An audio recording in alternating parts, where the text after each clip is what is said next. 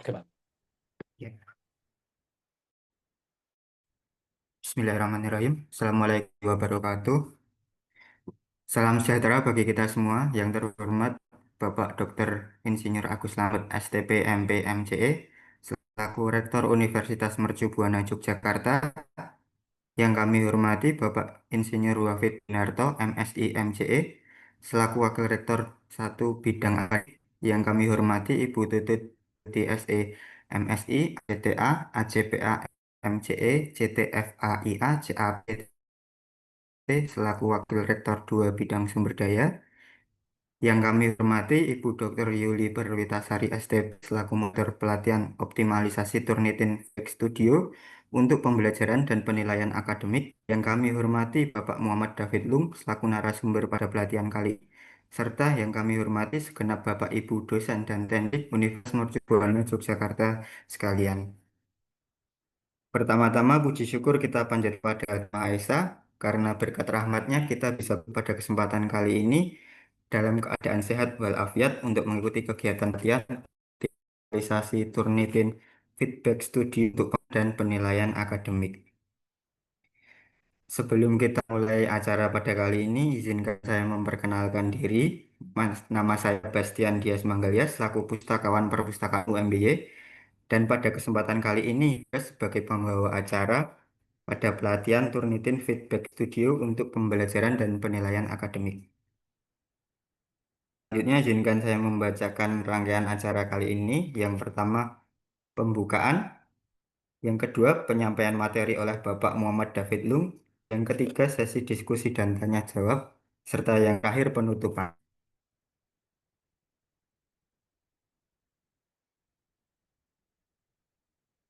Menginjak acara selanjutnya, yakni pemaparan materi pelatihan pada moderator Ibu Dr. Yuli Perwitasari STP dan narasumber Bapak Muhammad David Lung. Kami silahkan.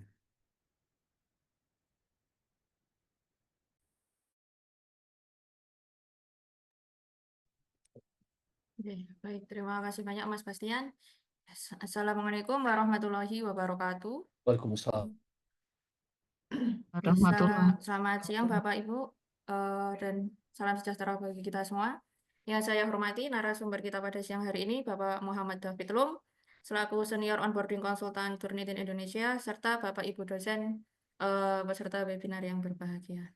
Ya, alhamdulillah puji syukur kita panjatkan kehadirat Allah Subhanahu wa taala karena atas rahmatnya kita dapat berkumpul dalam kegiatan pelatihan dosen optimalisasi Turnitin Feedback Studio untuk pembelajaran dan penilaian akademik mahasiswa yang diselenggarakan oleh Perpustakaan Prof. Sutejo UMBY berkolaborasi dengan LPPM. Tujuan acara pada kegiatan kali ini adalah untuk memberikan pemahaman yang lebih mendalam Bapak Ibu mengenai penggunaan Turnitin Feedback Studio, mulai dari pengecekan plagiarisme, penggunaan similarity report, login dan interpretasi laporan di Turnitin, hingga navigasi Feedback Studio dan Getting Help.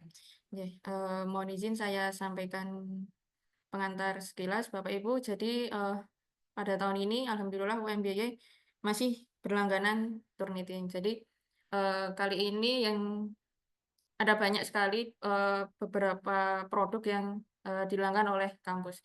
Jadi yang pertama ada Turnitin itu ada dua macam Bapak Ibu. Ada Turnitin Feedback Studio ini dan Identicat. Nah kalau Turnitin Feedback Studio ini bertujuan untuk mengecek naskah dari tugas mahasiswa. Naskah similarity check dari tugas mahasiswa dan skripsi. Begitu.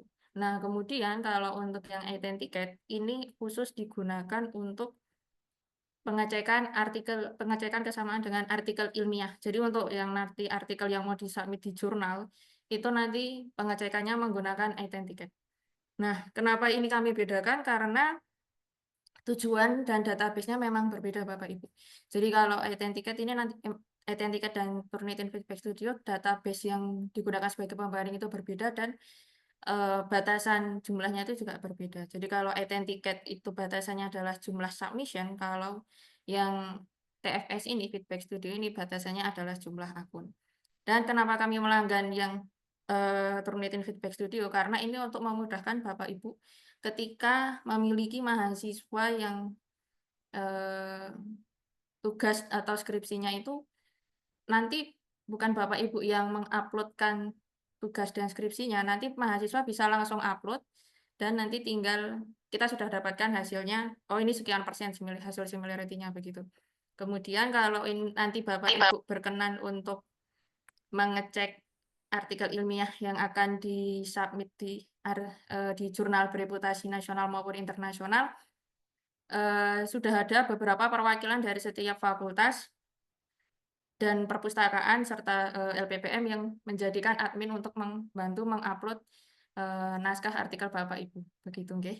Jadi ini dua hal sebenarnya mirip tapi untuk dua hal yang berbeda penggunaannya begitu. Nah, Bapak Ibu sekalian, untuk narasumber kali ini kita adalah Bapak Muhammad David Lung. Beliau merupakan senior onboarding konsultan Turnitin Indonesia yang sudah berpengalaman bertahun-tahun dalam memberikan pelatihan dan pendampingan penggunaan Turnitin di berbagai institusi pendidikan di Indonesia. Baiklah, mari kita sambut Pak Muhammad David Lung. Monggo kepada Bapak Baik, David, kami persilahkan waktu dan layar kepada Bapak. Monggo Pak. terima Terima kasih kasih. Bu Yuli. Eh, Assalamualaikum warahmatullahi wabarakatuh. Selamat siang, salam sehat buat Bapak Ibu dimanapun berada. Yang saya hormati tentunya pimpinan dari Universitas Mercu Buana Yogyakarta. Kemudian juga tentu Bu Yuli ya, Bu Dr. Yuli sebagai administrator dari akun Turnitin Feedback Studio dan juga Authenticate di UMBY. Nah, kemudian Mas Bastian tadi ya yang sudah membuka acara. Dan tentunya Bapak Ibu yang siang hari ini meluangkan waktu untuk hadir ya. Ini jam-jam rawan. Saya tahu benar untuk hadir di sesi-sesi jam-jam seperti ini memang nggak mudah ya. Jadi Bapak Ibu nggak usah sungkan kalau seandainya memang tidak bisa menyalakan video, nggak usah, nggak ada masalah ya. Jadi Bapak Ibu harus ditampilkan wajahnya, enggak ya. Mungkin lagi sambil makan snack atau apa. Nanti saya jadi pengen juga kalau makan snack sama makan snack ya. Oke, Bapak Ibu tadi sudah diperkenalkan, nama saya Muhammad David Lung, biasa dipanggil David dari tim Turnitin Indonesia. Eh, Barangkali Bapak Ibu di sini sudah pernah hadir pelatihan kita yang dulu ya.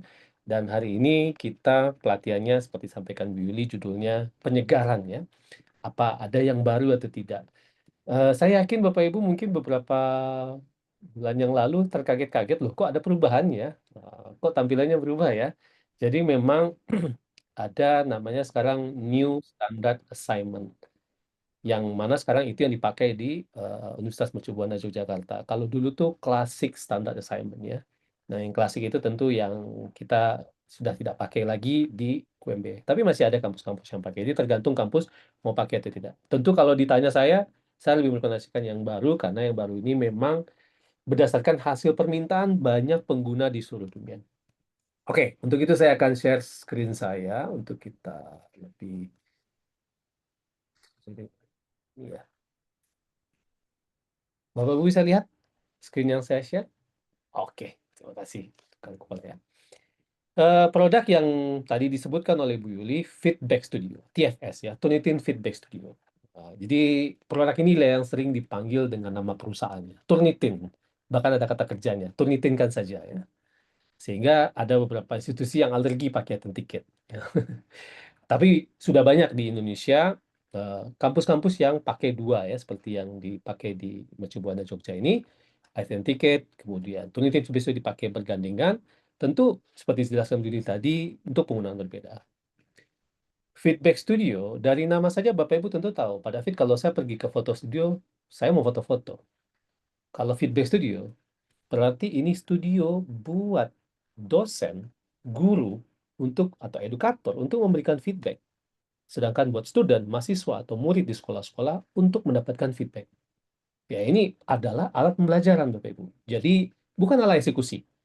Mungkin lain cerita dengan Authenticate ya. Kalau Authenticate karena dipakai banyak penerbit, publisher-publisher, yang mereka mungkin mengeksekusi ini proposal jurnalnya bisa terbit atau tidak. Eksekusi ya. Tapi kalau untuk Feedback Studio, ini lebih kepada memberikan pembelajaran.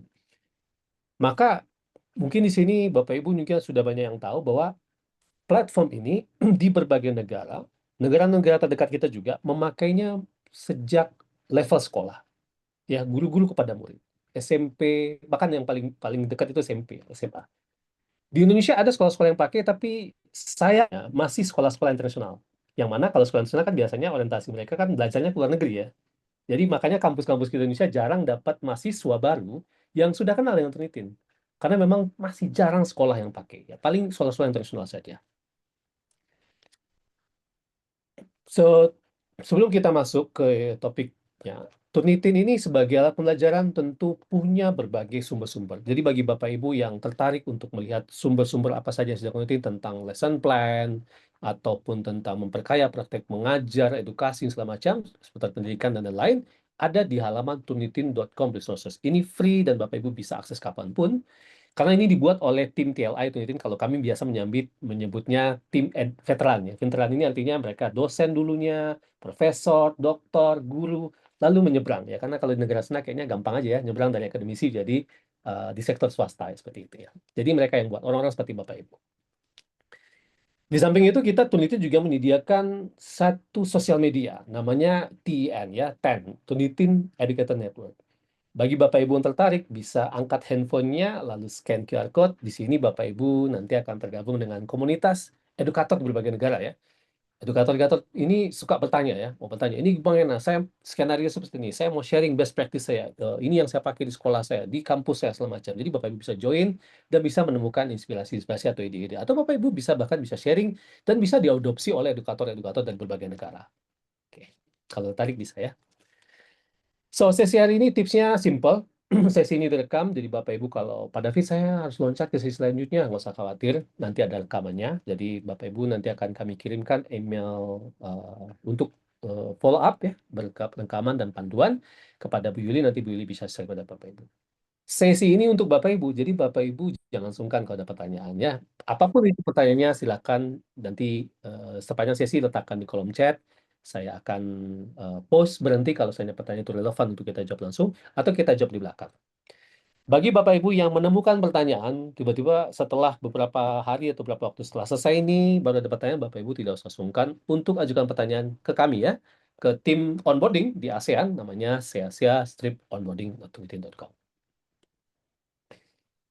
Oke, seperti sampai ke tadi, ini adalah alat pembelajaran. Dan saya juga sudah highlight bahwa ini dipakai sejak sekolah. Oh, kenapa sekolah? Karena begitu pentingnya Bapak Ibu, begitu gentingnya Bapak Ibu tentu tahu bagaimana problem atau problematika integritas akademik Indonesia. Kok nggak kelar-kelar ya? Ada kampus yang bilang, kok kami nggak bisa keluar terus ya? Ya, masalahnya bukan hanya di suatu kampus, tapi seluruh Indonesia. Karena memang edukasi terhadap integritas akademik ini mungkin kalah cepat dengan informasi-informasi yang bertebaran di dunia maya. Di TikTok. Nah, zaman dulu mungkin Instagram ya, sekarang di TikTok, ada macam-macam ya. Zaman dulu lagi mungkin YouTube atau Google zaman dulu. Sekarang ada banyak. Ya. Sehingga ketika Bapak Ibu menggunakan ini sebagai alat pembelajaran ketika, katakanlah semester 1, saya ingin mapping kepada mahasiswa baru saya di semester 1, kira-kira kemampuan menulisnya gimana? Apa yang bisa saya berikan? Apa yang saya bisa berikan feedback untuk mereka?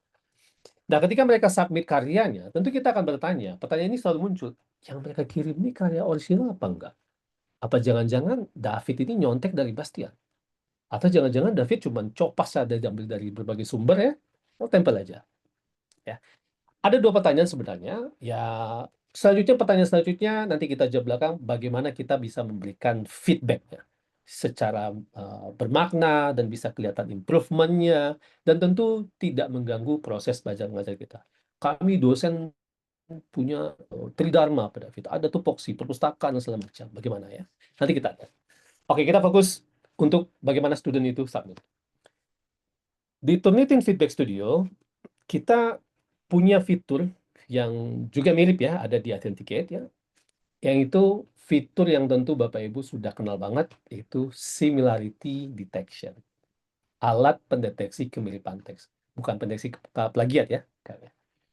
Lalu yang kedua, mungkin alat yang Bapak Ibu juga sudah kenal betul, yaitu fitur document flag atau integrity flag. Fitur bendera ya, fitur yang bisa mengidentifikasi ada nggak manipulasi teks terjadi. Yang terakhir, airbag detection, kayaknya ini kita nggak bahas, karena di UMBY belum dilanggan ya, jadi kita skip saja supaya nanti daripada Bapak Ibu bingung. tampilan yang baru itu seperti ini. Kalau yang dulu kan panel-panel similarity itu atau feedback itu di sebelah kanan semua ya, berbentuk panel ya. Kalau sekarang dia berbentuk satu halaman sepertiga lah ya. Ada overall similarity dan segala macam seperti ini. Ini nanti akan kita bahas ya. Dan nanti similarity, fitur bendera, everything berada di atas ya, di atas dari tulisannya. Nah, ini lebih mudah untuk kita lihat nanti. Nah, sebelum kita melakukan interpretasi itu kita harus pahami dulu. Untuk modal kita menginterpretasi similarity report, kita harus paham dulu bagaimana cara kerja similarity report. Similarity report akan menghasilkan skor similaritas. Tentu Bapak Ibu tahu, begitu Bapak Ibu lihat 44% itu bukan angka merepresentasikan jumlah plagiat, bukan. Tapi itu adalah skor atau persentase yang menunjukkan jumlah teks dari tulisan atau dokumen yang disubmit oleh student tersebut yang punya kemiripan dengan sumber informasi atau database yang ada di dalam repository Turnitin. Ya. Nah, tentu Bapak Ibu sudah pernah dengar bahwa repository Turnitin apa saja? Ada student paper repository namanya. Ya, ada juga sumber-sumber internet ya yang jumlahnya puluhan miliar ya yang tersebar dari website, portal segala macam, dan tentu juga dibandingkan dengan jurnal-jurnal dan ini ya publikasi yang segala macam. Mungkin yang sedikit membedakan dengan Identicate, Identicate tidak dibandingkan dengan student paper. Kenapa? Karena dipakai oleh publikasi. Dan di Identicate ada tambahan database untuk publikasi, yaitu ProQuest Database. Jadi di TFS ini, Feedback Studio, nggak ada ProQuest ya. Di sana ada. Makanya biasanya kalau di kampus dipakai untuk meriksa disertasi ya. Disertasi itu biasanya pakai Identicate, atau jurnal-jurnal ya, artikel-artikel jurnal, biasanya, ataupun kampus-kampus biasanya mau menerima mahasiswa, mau cek esainya, nah itu biasanya pakai Identicate ya, seperti itu. Dosen-dosen buat jurnal jelas pakai Identicate. Nah, best practice-nya adalah untuk memahami similarity ini kita harus melihat dulu genre dari penulisan. Apakah genre ataupun jenis dari tulisan yang disubmit dosen itu perlu menggunakan gagasan atau penulisan lain kan? Nah, saya mau berhenti dulu. Bapak Ibu, kalau seandainya Bapak Ibu lagi meriksa karya kreatif, misalnya puisi misalnya, kira-kira Bapak Ibu punya ekspektasi nggak di puisi tersebut akan muncul gagasan atau pemikiran dari penulis lain? Ada nggak? Ada yang mau jawab? Di kolom chat boleh, ketik saja. Nggak ada, ada. Gitu. Ada nggak? Kalau Bapak Ibu lagi cek puisi, apakah Bapak Ibu mengharuskan student itu untuk menggunakan gagasan dari pendapat lain? Atau dari sumber-sumber lain, disitasi sama dia. Daftar pustaka ada di buku puisi. Ada nggak kira-kira Bapak Ibu? Bapak Ibu kayaknya belum ngopi nih. Nggak, wah, ini pun Pak Nur Rahman jawab nggak ya, oke. Ya nggak mungkin lah Pak David. Di cerpen, di novel, itu kita tidak membawa pendapat orang lain. Justru di situ imajinasi dan pemikiran orisinal, ya, imajinasi orisinal dari penulis yang dituangkan di situ. Ya. Sama halnya dengan contohnya kalau kita memberikan tugas. Contohnya Bapak Ibu membawa mahasiswa berkunjung ke situs budaya lah. Candi Borobudur lah misalnya, yang paling dekat ya. Mahasiswa kita ke Candi Borobudur. Oke, lihat sini, ngabisin waktu 2 jam, wah, mendengar berbagai macam cerita dan segala macam. Lalu begitu balik sekarang bikin essay singkat, 2 halaman, tentang refleksi personal. Tentang kunjungan kita kemarin ke Candi Borobudur. Bagaimana menurut kalian? Pendapat kalian? Apa yang kalian rasakan ketika berkunjung itu? Silahkan tuangkan dalam tulisan. Tidak usah merujuk pada sumber-sumber tulisan lain. Cukup observasi dan perasaan atau pemikiran kalian ketika ada situ. Pertanyaan saya, kira-kira similarity-nya tinggi apa rendah, Bapak Ibu? Kolom chat juga boleh. Tinggi pada David, rendah pada David. Kira-kira potensi skor kemiripannya tinggi apa enggak? Rendah. Makasih, Bapak Ibu. Ya jelas rendah pada David, karena kita mengharapkan tulisan itu tulisan yang orisinal dari mahasiswa. Kalau ada kemiripan, ada tinggi, wah kita cek ini kok tinggi banget. Pas kita lihat, wah ini dari sumber blogspot ya, ataupun medium.com dari blog seseorang. Atau begitu kita lihat, ini kok sama dengan saya baca yang tadi, ini kok sama. Wah berarti ini David sama Budi ini bekerja sama. Siapa yang punya yang asli? Jadi kita bisa identifikasi. Oke. Dan mungkin saja bisa tinggi, karena mungkin bisa saja bisa lebih tinggi, tapi tentu nggak tinggi-tinggi banget. Ada kemungkinan similarity-nya agak banyak, karena si penulisnya atau mahasiswa kita menggunakan istilah-istilah umum. Ya, atau istilahnya misalnya kalimat-kalimat template seperti itu. Sehingga begitu kita memeriksa, kita menganalisa, oh ini nggak ada masalah, ini saya bisa filter karena ini ada istilah umum. Bukan sesuatu yang merujuk pada karya orang lain yang berpotensi nanti ini merupakan pelanggaran atau pengambilan karya orang tanpa bertanggung jawab. Sekarang mari kita lihat, kalau kita misalnya laporan laboratorium ya, nggak usah skripsi lah yang lebih tinggi, ini lebih pendek ya. Laporan laboratorium menjelaskan hasil analisa eksperimen. Ya. Nah tentu di sini nanti similarity yang kita ekspektasi jelas berbeda. Karena di situ nanti ada istilah-istilah asing, ada pendapat dari sumber ini, dari ahli ini, kemudian juga nanti ada daftar pustaka dan semacam. Tentu kita nggak mengharapkan lagi 0% atau rendah. Kita tentu punya satu ambang batas. Kalau di negara lain, Bapak Ibu, kalau saya boleh sharing seperti di Australia atau di Singapura, mereka nggak punya ambang batas saklek, nggak punya. Mereka memberikan keluasan buat guru dan dosen untuk menentukan untuk tugasan ini kira-kira ekspektasi SMIT-nya berapa. Jadi nggak ada tuh 25%, sekian persen untuk S1, S2 kan nggak ada. Cuman di kita di Indonesia udah terlanjur ya, tapi ya nggak apa-apa. Mungkin Bapak Ibu sudah terbiasa dengan itu ya silakan saja. Tapi yang penting kita paham bahwa skor similarity ini bisa bervariasi tergantung dari kemampuan menulis dan tergantung dari genre tulisan. Kalau saya sebenarnya ngecek karya seorang profesor dengan karya seorang mahasiswa, jelas similarity-nya akan berbeda. Karena seorang profesor sudah tahu bagaimana dia, oh ini terlalu banyak similarity, nanti saya akan parafrase nih. Oh kali ini saya perlu tambahkan ide-ide original saya nih. Jadi kalau seorang penulis jurnal seperti Bapak Ibu, nggak ada masalah. Tapi bagi mahasiswa, tentu ini yang perlu dibekali. Maka yang perlu kita ingat adalah setelah kita mengetahui bagian-bagian mana similarity yang akan kita ekspektasi bakal muncul, bagian-bagian mana nanti, oh ini adalah bagian-bagian umum. Yang penting adalah ketika kita nanti melihat ada iringan-iringan kata ataupun dengan kutipan langsung itu sudah lengkap dengan citasinya. Bisa saja dia mengutip dari suatu sumber, lalu memberikan kutipan langsung, lalu dia citasi. Atau jangan-jangan sebuah ide dari seorang penulis, dia parafrase, kemudian dia citasi. Nah, ini yang penting untuk kita sikapi ya. Sehingga kita tahu, oh kali ini bagian ini bisa saya filter nih, karena di UMB bagian ini bisa difilter. Sekarang kita coba simulasi untuk menafsirkan kemiripan teks ya. Katakan Bapak Ibu sedang meriksa esai singkat lah tentang NASA ya. Nulis, mahasiswa bikin ya tentang ini. Satu halaman aja. Lalu Bapak Ibu meriksa ada 4 orang misalnya. Si A, si B, si C, dan si D. Keempat-empatnya kebetulan merujuk pada satu sumber ya. Dan tapi ditampilkan cara berbeda dan dideteksi oleh Turnitin Symmetry Report dengan highlight ya, dengan di blok ya. Di highlight sebagai kemiripan. Begitu kita lihat si A, dia sudah menggunakan kutipan langsung dan juga sudah ada citasinya. Nah, apakah ini plagiat? Oh, tentu tidak, Pak David. Justru kami mengharapkan, ini yang kami ajarkan di ruang-ruang kelas, Pak David, kata guru-guru dan dosen, kalau seandainya kalian meminjam punya orang, salah satu tekniknya dengan kutipan langsung, lalu letakkan citasinya. Jangan lupa untuk memberikan kredit pada yang punya.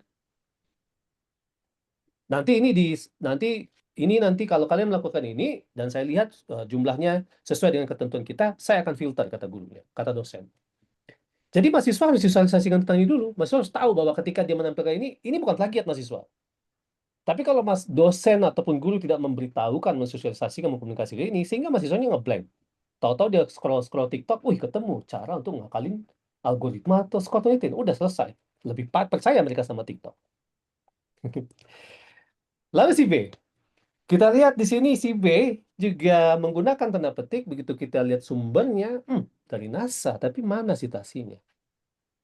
Maka di sini kita melihat si B ada sesuatu yang hilang nih. Nah, ini yang biasa kita sebut sebagai unintentional plagiarism atau inadvertent ya. Plagiat yang nggak disengaja atau plagiat tidak langsung ya. Dia sudah ada tanda petiknya, tapi citasinya mana? Nah, ini biasa terjadi, kalau dosen saya bilang ini biasa terjadi pada mahasiswa yang manajemen waktunya buruk pada fit. Wah, dia misalnya dikasih waktu 1 minggu untuk nyelesain tugas ini, tapi bikinnya SKS ya, sistem kebut semalam, atau triple S ya, sistem sejam sebelumnya. Pinjam, salin, lalu kumpul. Jadi dia mungkin nggak sempat melakukan proofreading. Padahal proofreading itu ya namanya kita mereview ya, baca lagi ada yang kurang nggak ya? Tadi kayaknya saya lupa ngasih ini deh. Ini kan penting ya. Kalau buat Bapak Ibu dosen perpustakaan kan ini suatu hal yang biasa. Buat mahasiswa, bagaimana ini dibiasakan? Maka di sini pentingnya peran Bapak Ibu sebagai instruktur, sebagai pemeriksa untuk melihat ini lalu memberikan feedback. Contohnya, B, ini namanya Budi. Budi mana nih citasinya? Kan sudah diajarkan di kelas waktu pertemuan ini bahwa setiap kita menggunakan kutip langsung, berikan citasi. Lalu letakkan di daftar pustaka. Ini kurang nih. Daftar pustakanya sudah ada, citasinya belum ada. Revisi. Oke, siap Bu dosen, siap Pak dosen, kata mahasiswanya. Dan si C, lain lagi. Si C ini dia meletakkan citasi, tapi dia copas saja. Mungkin ya. Si C ini waktu kuliah dia dengarnya setengah. Pokoknya kasih citasi, mungkin dia ketiduran, jadi dia lupa bahwa perlu memberikan tanda kutip. Atau Bapak Ibu sebagai edukator bisa saja memberikan feedback pada C, misalnya Charlie, kamu sebenarnya sini mau ngasih tanda kutip kah? Atau kamu mau parafrase lalu memberikan citasi sebenarnya? Yang mana sebenarnya? Nah, ini yang mesti kita pastikan. Apakah maksud saya nggak tahu parafrase? Oh, berarti kamu pengen ngasih kata kutip. Saya belum ajarin parafrase. Belum, Bu dosen. Belum, Pak dosen. Oke, nanti di kelas berikutnya saya ajar. Sehingga terjadilah proses teachable moment. Sehingga mahasiswa dari waktu ke waktu ketika diberikan feedback, diberikan umpan balik, dia berkembang. Semester 1 Bapak Ibu periksa, tes essay, tugas-tugas. Semester 2, 3, dan seterusnya. Lalu ketika semester akhir nanti Bapak Ibu ngecek draft skripsi bab 1, bab 2, dan penyakit itu udah nggak jadi kanker Bapak Ibu. Tapi kalau Bapak Ibu hanya meriksa di tugas akhir, nah siap-siap ketemu kanker stadium 4. Susah disembuhkan. Ini problem di banyak kampus di Indonesia, nggak hanya Indonesia, di berbagai negara. Kalau seandainya kampus hanya fokus, hanya meriksa untuk output saja di tugas akhir. Jadi ini belum dijadikan pembiasaan sebagai alat pembelajaran sehari-hari atau dalam kelas-kelasnya seperti itu. Nah, kalau CD gampang, Bapak Ibu begitu lihat di sebelah kanan, wah sumbernya dari NASA tahun 2024, ini copas. Word for word plagiarism. Kata demi kata ini plagiat. Nggak ada citasi, nggak ada tanda kutip. Dan kita mengatakan, wah ini kan sumber punya orang lain, bukan kalimat umum juga, bukan kalimat template juga. Berarti ini masalah.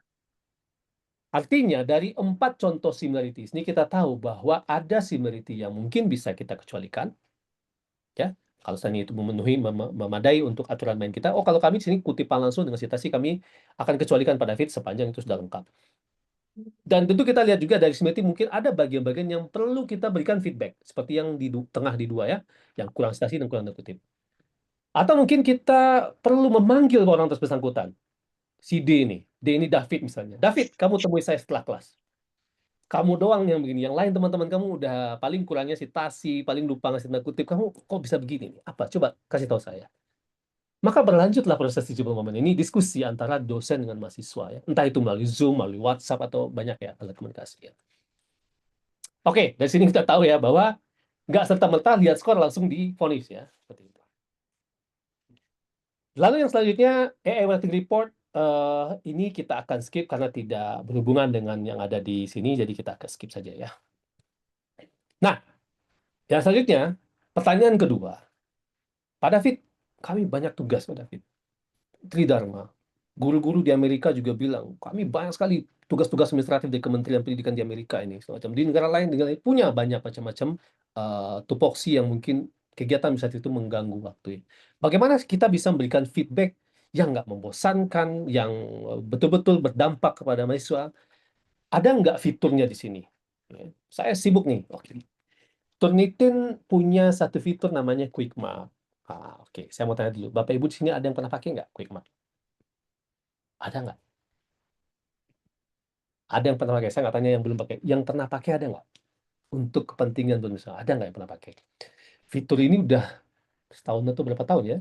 Ada di UMB. Nggak ada yang pakai. Aduh, sayang sekali uangnya. Bu Yuli, waktu Yuli. Bapak Ibu, ini fitur favorit saya. Justru saya terus terang, kalau saya membayangkan begini. Saya bukan dosen, bukan guru. Kalau saya membayangkan ini fitur akan jadi fitur favorit saya. Kenapa fitur favorit? Karena Quick Mark ini semacam bank komen.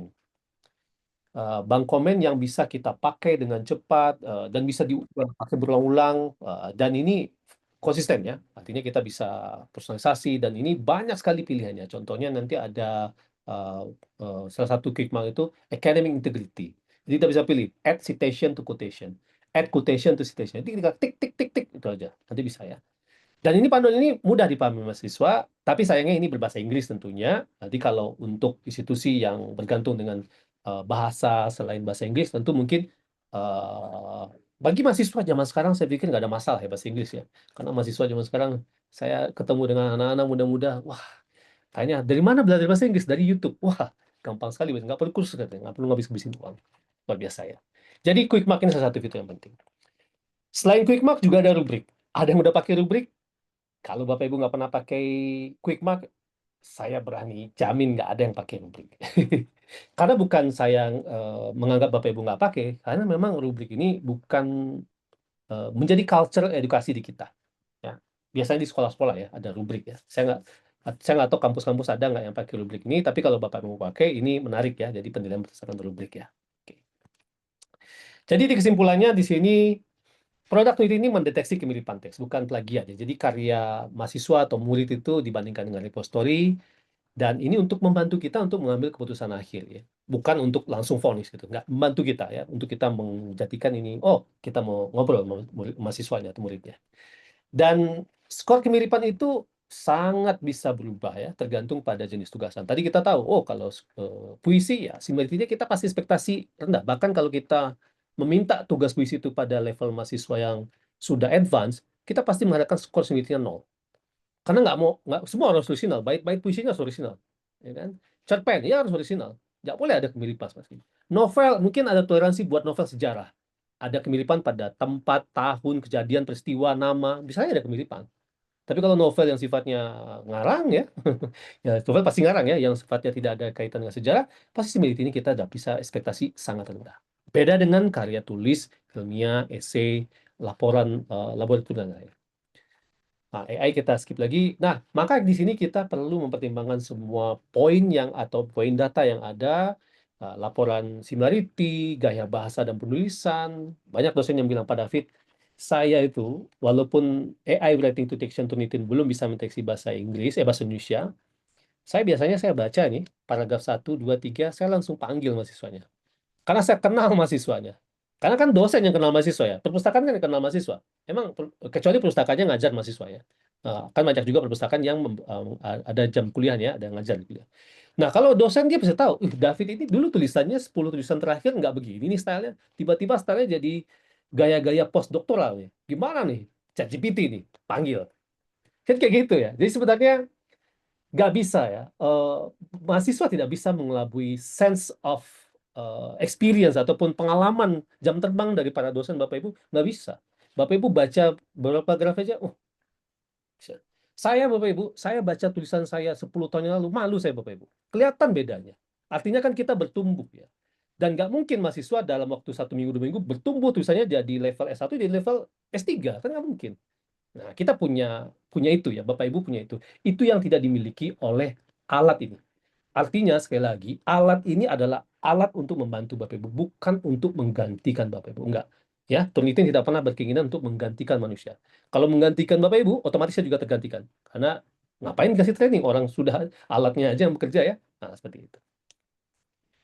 Oke, ada pertanyaan Bapak Ibu. Saya lihat di kolom chat tadi. Oh, enggak, ini terhadir ya. Oke, kalau nggak ada pertanyaan, saya akan loncat ke akun saya. Oh, sebentar ya. Bapak Ibu tentu udah kenal ya sama tampilan ini. Ini adalah tampilan akun instruktur. Bapak Ibu kalau belum punya akun ini, silakan kontak Bu Yuli. Nanti Bu Yuli akan menambahkan Bapak Ibu. Lalu Bapak Ibu akan dapat email. Dengan email yang Bapak Ibu berikan, inbox, welcome to Turnitin. Lalu Bapak Ibu aktivasi. Setelah aktivasi, ngikutin prosesnya, baru Bapak Ibu bisa login. Apa sih tanda akun instruktur Pak David? Nah, selain tulisan instruktur di atas ini ya, bagian atas ini. Tandanya di sebelah kanan Bapak Ibu melihat menu kotak hijau dengan tulisan putih ada plus add class. Itu tandanya Bapak Ibu adalah akun instruktur, bukan akun student, bukan akun administrator. Nah, di sini saya mau masuk di kelas kelas mana ya? Nah, kelas ini aja deh ya. Ini di sini Bapak Ibu langkah pertama adalah bikin kelas. Simple sekali tentunya bagi Bapak Ibu yang baru menggunakan akun ini, saya akan menunjukkan dari awal. Kalau yang sudah biasa, mohon izin kalau ini membosankan ya. Klik add class di sebelah kanan, lalu masukin nama kelasnya misalnya cek tugas esai bahasa Indonesia misalnya ya. SEM 2025 aja lah ya. Nah, terserah Bapak Ibu deh masukin ya. Saya sering lihat banyak sekali yang bikin kelas namanya testing. Wah sama. Lalu begitu nanti udah banyak kelasnya bingung. Ini kelas saya yang mana yang ada artikel ini ya. Jadi kalau kami menyarankan bikin nama kelas ini sedetail mungkin supaya Bapak Ibu mudah untuk kembali lagi ya. Enrollment key Bapak Ibu bisa masukin ya apa saja ya, bebas ya. angkanya apa saja. Subjeknya bisa Bapak Ibu pilih, misalnya ini masuk kategorinya communication and journalism. Kalau nggak ada gimana Pak David? Kalau nggak ada Bapak Ibu pilih other. Ya, ada dampak nggak pada accessibility atau database? Nggak ada sama sekali. Jadi Bapak Ibu pilih aja. Begitu juga dengan student level, Bapak Ibu pilih, oh ini mahasiswa undergraduate atau S2 atau S3 dan segala macam Bapak Ibu pilih ya.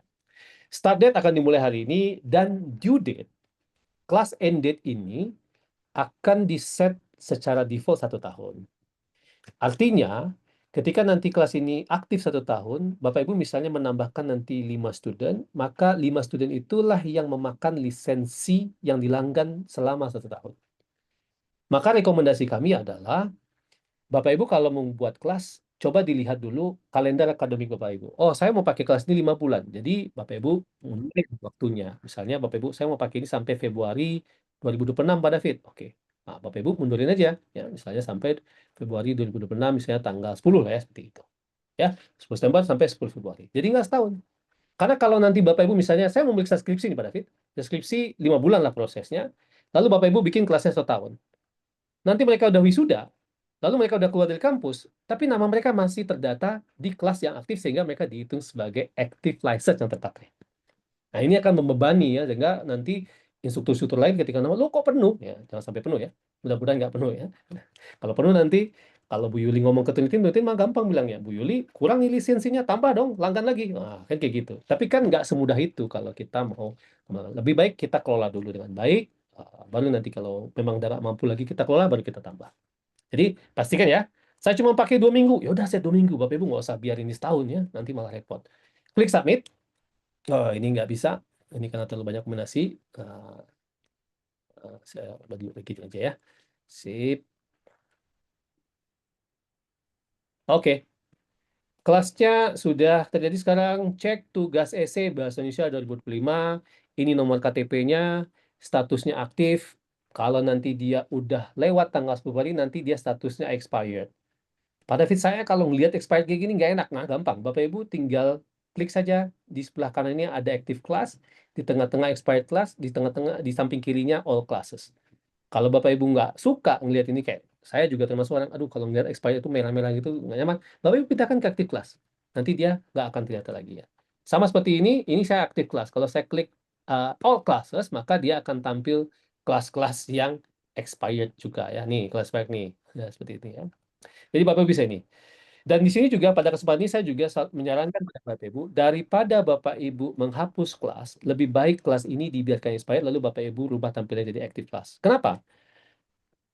Karena kadang-kadang kita agak lalai Bapak Ibu. Banyak kasus di mana barangkali di dalam kelas itu dibuat assignment yang settingannya ngikut standar paper repository, masuk ke dalam database, lalu dengan seenaknya kita delete. Wah, udah. Masalah itu ke depannya. Repot nanti Bu Yuli. Karena Bu Yuli bolak-balik nanti ke support. Bapak Ibu, lah, Bu Yuli, bagaimana kelasnya? Kan bisa di request. Sudah saya hapus Bu Yuli ya. Ini akan repot. Jadi daripada Bapak Ibu hapus kelas, mending di-expiredkan kelasnya.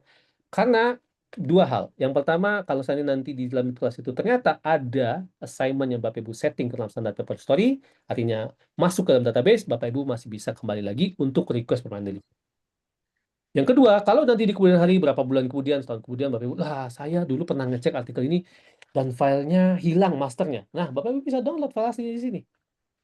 Ya, jadi setiap yang Bapak Ibu upload atau student upload ini, nanti file aslinya tersimpan, nanti tinggal bisa di-delete. Ya, bisa di-delete lagi ya, seperti itu. Oke, saya akan masuk ke sini, cek tugas essay. Kita udah bisa bikin kelas, sudah selesai. Lalu ini tampilannya. Lalu untuk langkah kedua kita bisa bikin tambah student atau add assignment. Di sini saya mau tambah student. Di pojok kiri atas Bapak Ibu lihat logo Turnitin. Di tab kedua ada student. Nah ini ya Bapak Ibu klik student. Lalu geser pandangan ke kanan, lihat kotak pertama add student. Ya, di situ tempat kita nambah student. Klik saja. Masukin nama depan, nama belakang, alamat email. Contohnya sini saya masukin alamat email saya dengan nama saya. Klik submit, selesai. Jadi modalnya untuk menambah nama depan, nama belakang, alamat email. Udah, seperti itu. Satu lagi, pastikan alamat email yang Bapak Ibu daftarkan untuk studentnya, itu alamat email itu dipakai untuk semua kelas di dosen-dosen lain. Jangan sampai Muhammad David Lung ini nanti di kelas Bu Yuli dengan email Gmail, di kelasnya Bu Ira dengan email Yahoo, di kelasnya Pak Bastian dengan emailnya Turnitin ya. 3 lisensi itu kepake. walaupun satu orang yang sama. Biasanya kampus-kampus mengatur ya, mahasiswa David ini emailnya pakainya ini untuk semua dosen atau semua ini ya mata kuliah yang dia pakai. Nah, jadi harus disebar ya kepada dosen ini emailnya ini. Lebih gampang kalau emailnya email institusi ya, lebih gampang. mdelung@umb.ac.id misalnya seperti itu. Saya mau tambahkan satu student lagi, saya mau tambahkan satu student ngarang, Delung. Ini. Oke, Delung. Ngarang aja @turnitin.com. Ini ngarang ya. Ngarang. Oke, lalu klik submit. Kalau nanti Bapak Ibu ngelihat di kolom enroll di sebelah kiri itu ada highlight warna pink, itu artinya Devlung ini dengan email delung53sekian-sekian@turnitin.com berarti belum dikenal atau diaktifasi di sistem Turnitin manapun. Ya.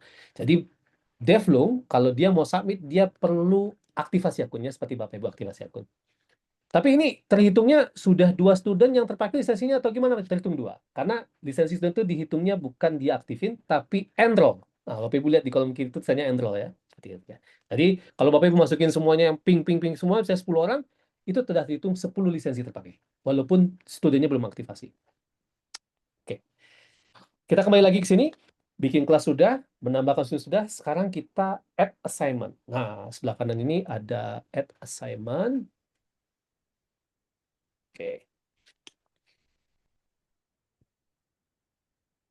Nah, saya mau pakai yang new standard assignment ya. Nah, ini yang lama ya, ini yang klasik ya. Saya standard assignment saya masih di sini. Nah, dia nanti tampilannya begini ya. Bapak Ibu pasti lihatnya begini ya, standard assignment. Nah, standard assignment ini menurut saya lebih enak untuk kita lihat karena dia membagi dalam 3 tab. Tab assignment detail, rubrik, dan report sharing. Yang pertama assignment detail. Assignment detail misalnya title-nya ini tugas nomor 1 Pak David untuk cek tugas essay bahasa Indonesia. Tugas essay bahasa Indonesia ini saya berencana 3 tugasan dalam 1 semester misalnya. Nah, ini tugas 1 dulu. Instruksinya misalnya minimal 500 kata, referensi jurnal 10 bla bla bla. Nah, ya, lain-lain. Bapak Ibu letakkan instruksi supaya nanti ini yang dilihat oleh student di akunnya. Lalu kita geser ke bawah. Kalau ada upload template, tinggal diupload sini ya. Template untuk bisa pengecualian bisa diupload ya. Bisa diklik sini. Ini adalah template kalau kita ingin nanti dikecualikan, nanti kita bisa. Jadi student bisa lihat nanti template-nya. Kita geser ke kanan, start date. Bapak Ibu bisa atur jamnya, tanggal berapa. Due date, kapan terakhir mereka submit. Nah, Bapak Ibu bisa lihat ya. Oh, terakhir tanggal 17 misalnya ya. Lalu feedback-nya kapan mereka bisa lihat? Tanggal 24. Ah, kelamaan. Saya pengen mereka lihat sehari setelah due date. Tanggal 18, David. Oke, saya. Lalu grading dan feedback. Bapak Ibu mau ngasih poinnya bagaimana? Oh, saya skala poinnya 0 sampai 10, Pak. Saya biasa ngasih skala penilaian 0 sampai 25, 0 sampai 20. Ya, ya bebas. 100 misalnya seperti itu ya. Hide student details for animals writing ini kayaknya nggak berlaku di Indonesia karena di Indonesia setiap tugas di bagian depan sudah ada nama ya. Jadi mau kita sembunyiin pun nama detailsnya tetap aja dia akan kelihatannya nama student dan nama siswa. Kalau ada rubrik kita bisa tes rubrik tapi nanti kita lihat ya. Lalu Bapak Ibu mengizinkan studentnya submit boleh telat nggak? Oh boleh, boleh telat dari tanggal 17 ini, tapi kena potong poin misalnya. Bapak Ibu masukin di instruksi, boleh silakan telat dari tanggal due date, tapi kena potong poin 15 poin misalnya. Jadi kalau nilai tertingginya 100, jadi kalau sempurna nilainya tetap kena potong di 85. Oke. Lalu late submission, boleh telat nggak? Nah, kita bisa sini ya. Kita artinya. Allow resubmission student. Kita mengizinkan nggak studentnya untuk resubmit? Kalau Bapak Ibu tidak centang, maka ketika dia submit 1 kali, selesai. Dianggap final submission. Jadi submit final. Nggak akan diklik berapa kali pun, sampai kiamat pun juga nggak akan muncul. Ya. Nggak akan bisa resubmit. Ya. Jadi kalau Bapak Ibu mau resubmit, klik ini. Pastikan nih. Karena ini settingan baru. Kalau settingan dulu kan ada pilihannya itu ya. Oke. Allow unsupported file, saya nggak tahu kenapa orang bisa mengaktif ini, karena kalau unsupported file artinya tidak akan menghasilkan submit report. Jadi nggak disaranin ya. Itu tadi assignment details.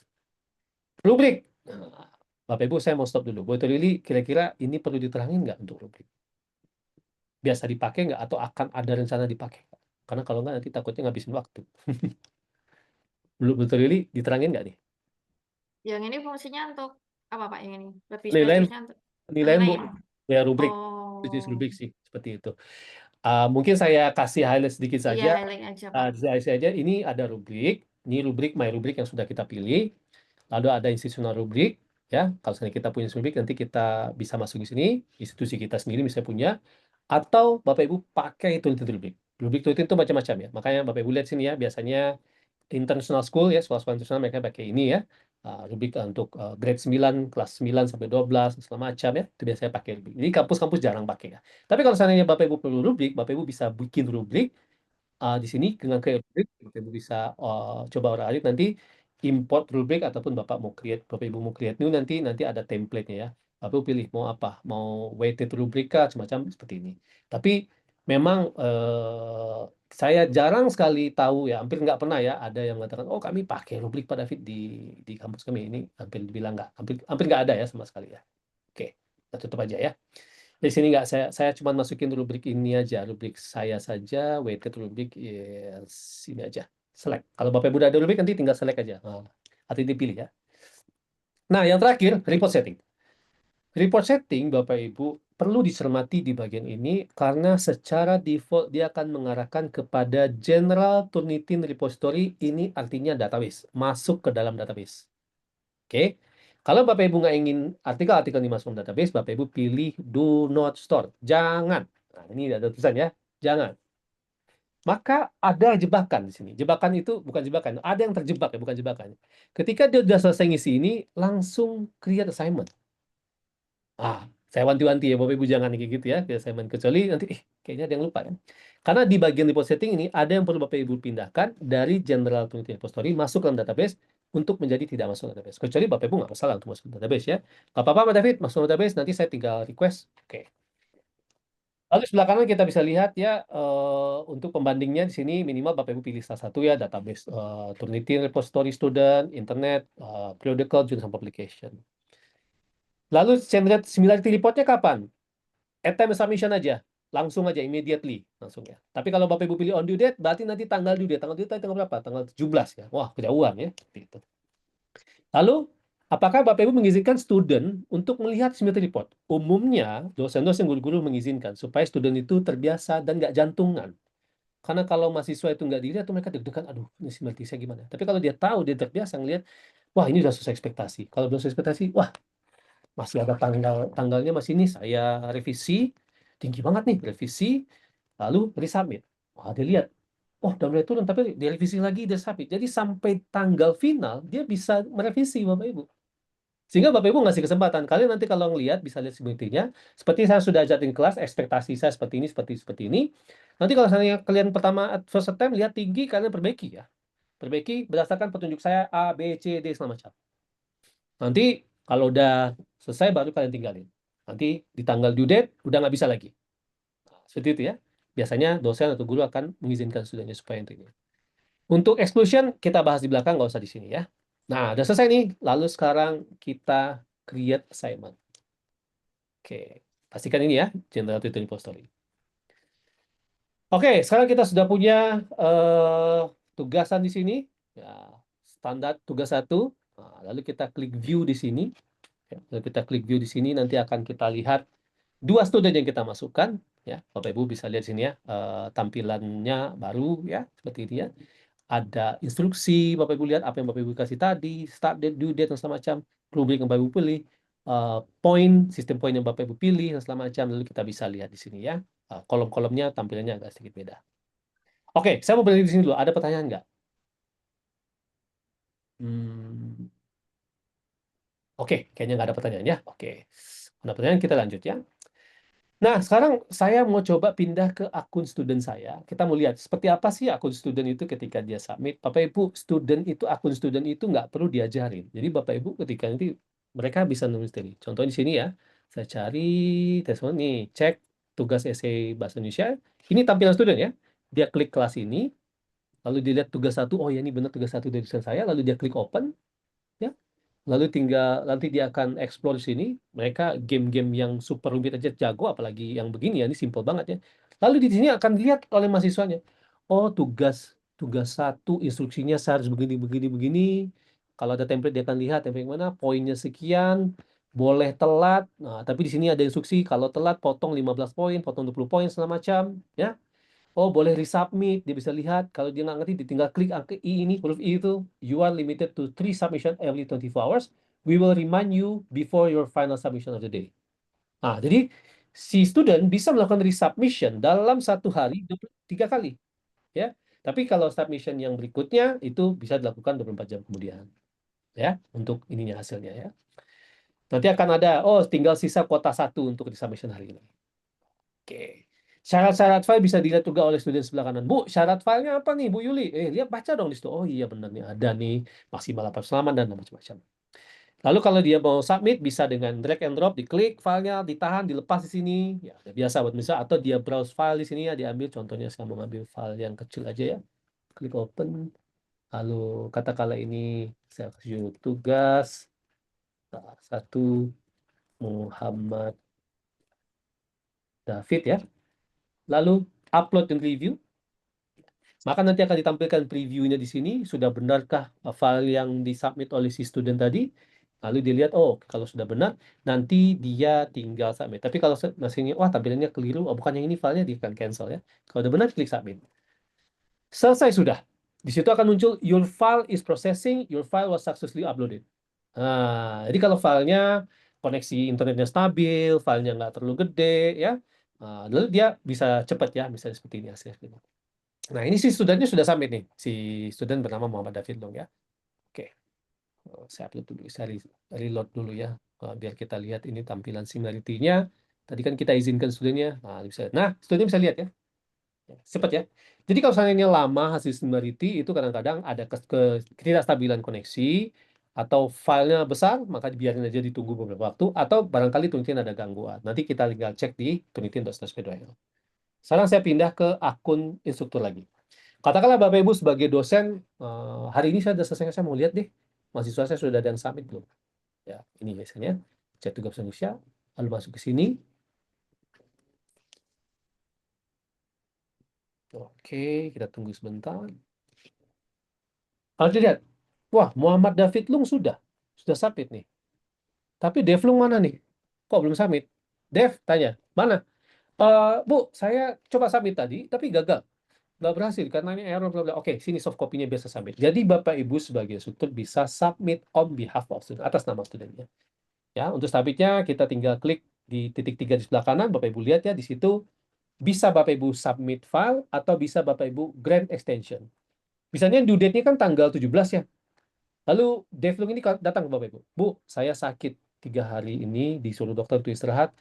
Kayaknya nggak mungkin saya menyelesaikan tugas sampai tanggal 17. Bisa nggak saya waktunya diberikan loh? Oke, Bapak Ibu tinggal grant extension. Berapa hari Bapak Ibu mau kasih? 3 hari, 2 hari, 4 hari? Nah, dia bisa lihat. Kalau seandainya sebenarnya kan tanggal 17 ya. Saya kasih 2 hari deh. Kamu dikasih dokter 3 hari, 3 hari. Tanggal 20 kamu submit, khusus kamu aja. Klik confirm, maka Devlung ini dia akan bisa submit nanti terakhir tanggal 20. Nggak seperti yang lain. Oke? Itu fitur baru ya. Ini nggak ada di klasik, nggak ada. Kita semua submit untuk Devlung. Saya ambil filenya. Saya katakan lagi ya. Saya submit untuk Devlung sini ya. Saya sebagai dosen, submit untuk dia. Saya kasih tugas 1 Dev. Oke, upload dan review. Tampilannya mirip dengan tampilan student tadi. Tapi student juga lebih simpel ya dibandingkan dengan Bapak Ibu ya. Sebagai pemegang akun instruktur. Oke. Oke, kita tunggu sejenak. Sambil itu saya lihat di kolom chat ada pertanyaan. Oke, ya. Oke, udah benar filenya, kita klik submit. Notifikasinya lebih kurang sama dengan tadi, bakal lebih cepat ya. Lebih cepat di sini. Lalu nanti di sini Bapak Ibu tinggal refresh saja ya. Wah, similarity-nya belum nongol nih benefitnya, masih processing ya, karena masih closing ya. Tinggal di refresh saja. Ini bisa dia tampilkan similarity report, similarity score untuk Bapak Ibu lihat di sini ada kolom-kolom ya, dan kolom-kolomnya mirip lah dengan tampilan sebelumnya ya. Kolom nama dengan judul sekarang digabung ya. Kolom submit, tanggal berapa submit, jam berapa, grading kalau Bapak Ibu ngasih nilai nanti ya. Kolom similarity, ya Bapak Ibu nggak usah lihat kolom ini dari zaman dulu namanya kolom similarity. Bukan kolom plagiarism ya. Artinya 22% ada 22% bagian tulisan dalam kali ini yang punya kemiripan dengan database. Di bendera juga ada nanti kalau misalnya ada masalah di sana di benderanya nanti akan muncul ya. ada 1 flag atau 2 flag atau benda dan segala macam ya. View nanti kalau studennya sudah melihat feedback kita, nanti akan kelihatan ada gambar di sini ya, sudah dilihat atau belum atau tidak ya, seperti itu. AI nanti sini nggak bisa generate AI karena ini kayak bahasa Indonesia ya, tidak ada ya. Oke, Pak David, saya di sini nggak sengaja nih artikelnya ini setting assignment ini general repository masuk ke database. Apa yang saya lakukan? Nah, ada 2 cara. Yang pertama, Bapak Ibu bisa klik di sini, lalu Bapak Ibu request permanent deletion, ya. Nah, misalnya Bapak Ibu pilih lah, sama apa ya. Lalu Bapak Ibu request permanent deletion, nanti requestnya akan masuk ke akun administrator dalam ini Bu Yuli dan tim, lalu Bu Yuli akan lihat, oke, approve, ya. Kalau masuk ke database simple.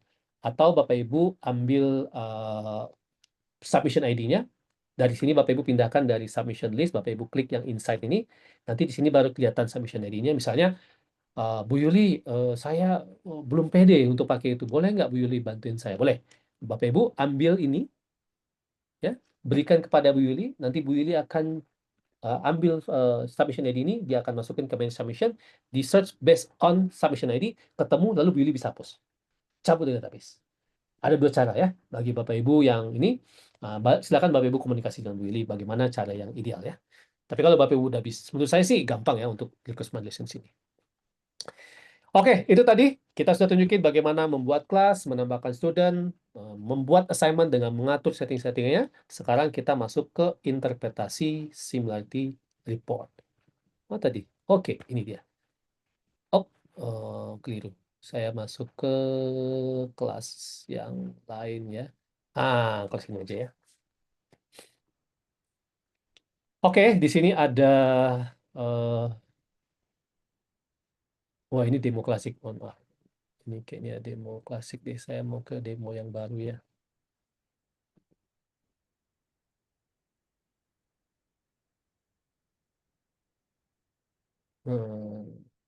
Sebentar.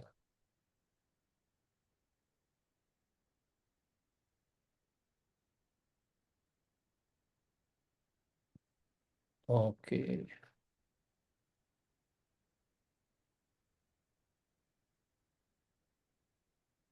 TFS. Oke, ini dia. Nah, ini demo yang new. Oke.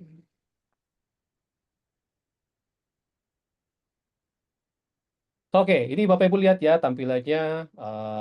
Kalau udah diberi penilaian, Bapak Ibu akan lihat angkanya di sini. Nah, kita akan fokus pada karya yang berbahasa Indonesia ini. Bapak Ibu untuk masuk ke karya ini tinggal klik saja di angka similarity 67%, maka nanti dia akan membuka tampilan similarity yang baru ya, new view similarity report. Nah, Bapak Ibu lihat di sini tampilan similarity report yang baru, tampilan seperti ini berbeda dengan tampilan klasik dulu. Sekarang menu-menu similarity pindah ke tengah atas, ada flag, ada feedback, ada rubrik ya, seperti ini ya. Kalau ada rubrik nanti akan tampil rubrik, kalau nggak akan tampil rubrik ya. Nah, yang mana yang mau saya harus cek dulu pada rubrik, feedback, atau bendera, atau similarity? Yang pertama Bapak Ibu cek adalah fitur bendera.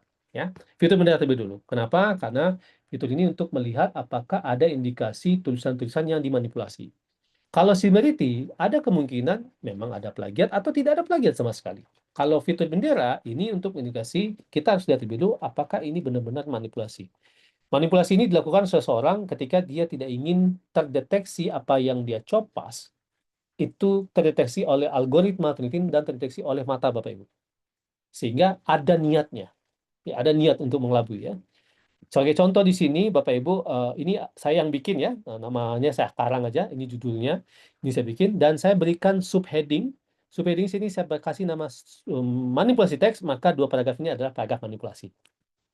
Yang pertama, kita cek dulu, yang contoh manipulasi yang bisa terjadi, yaitu hidden text ya. Kalau kita klik ini, saya gedein dikit ya, hilang, muncul, hilang, muncul ya. Jadi kalau kita ngelihat sepintas lalu ini seperti biasa saja, melalui tulisan ini diharapkan bla bla bla bla bla. Tapi begitu kita klik, ini manipulasi nih. Melalui, udah bukan melalui, tapi melalui X-nya diputihkan sesuai background, maka disebut hidden text. Jadi kalau kita lihat tulisan asli seperti ini, lalu mungkin dia scroll-scroll TikTok, ada di caranya. Lalu dia coba tambahkan, lalu dia putihkan sesuai background. Nah, ini ya, jadi ya. Kalau Bapak Ibu menemukan ini, maka Bapak Ibu stop pemeriksaan, nggak usah lanjutin. karena ini adalah masalah besar. Kan nggak mungkin, Aulia Haris, kamu kok bisa ada begini? Saya nggak tahu, Bu dosen, Pak dosen. Saya bangun-bangun tidur udah begini. Kan nggak mungkin. Ini ibarat seorang melakukan pencurian, lalu dia ingin menutupi jejak-jejak pencurinya, menghilangkan barang bukti. Nah, mirip dengan itu ya. Contoh kedua, manipulasi teks adalah replace karakter. Di sini saya mengganti karakter font biasa, umum, dengan font Cyrillic. Jadi kalau kita lihat di sini, learn more di sini, huruf Latin dengan Cyrillic, Latin dengan Greek itu tampilannya mirip banget, tapi fonemnya beda. Sehingga tujuannya untuk merubah pengucapan kata.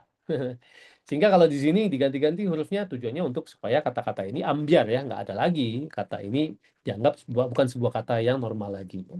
Nah, ini dua hal ini yang biasa terjadi. Dan kalau Bapak Ibu menemukan ini, oh Bapak Ibu stop pemeriksaan, nggak usah lanjutkan. Lalu rujuk aturan main, atau kalau kami ini pada terjadi pada tugas akhir, kami berikan pada Komisi Integritas Akademik. Komisi Integritas Akademik nanti yang akan melakukan investigasi. Tapi kalau ini ada tugasan-tugasan semester 1, 2, saya panggil langsung beliau. Oke ya, Bapak Ibu.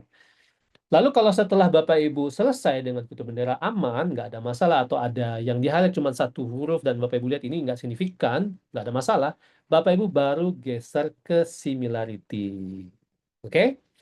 Nah, di similarity, di sini Bapak Ibu akan lihat bagaimana tadi bagian-bagian 67% total ini dari mana datangnya? Dari 7% tambah 6% tambah 5% dan seterusnya dan seterusnya.